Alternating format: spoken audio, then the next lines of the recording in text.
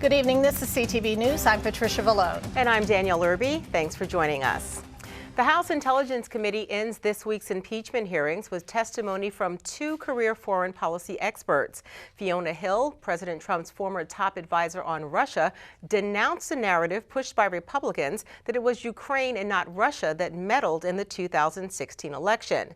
Hill called that claim fictional and invented by Russian intelligence.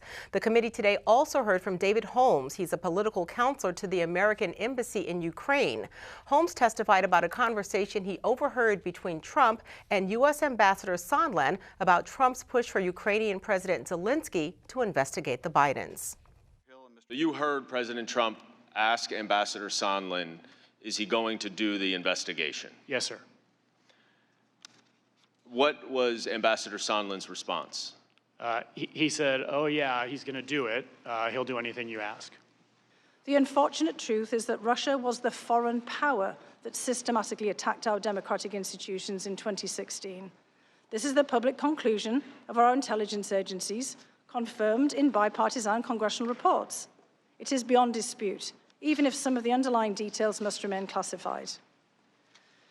The impact of the successful 2016 Russian campaign remains evident today.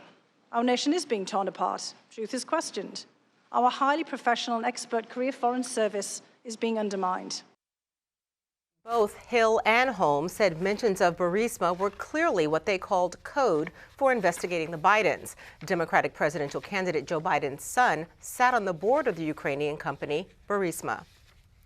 The Democratic presidential candidates tried to make their case to voters at their fifth debate last night in Atlanta. The debate featured the top 10 presidential hopefuls, including Senator Kamala Harris and former Vice President Joe Biden. Throughout the 2-hour debate, they sparred over the impeachment inquiry, the role of money in Washington, and how to beat President Trump. I learned something about these impeachment trials. I learned, number one, that Donald Trump doesn't want me to be the nominee. With all due deference to the fact that this is a presidential debate, Donald Trump got punked.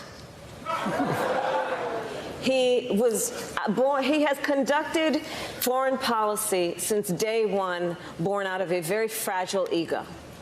I have a lot of respect for the vice president. He has sworn me into my office as a hero. This week, I hear him literally say that I don't think we should legalize marijuana. I thought you might have been high when you said it.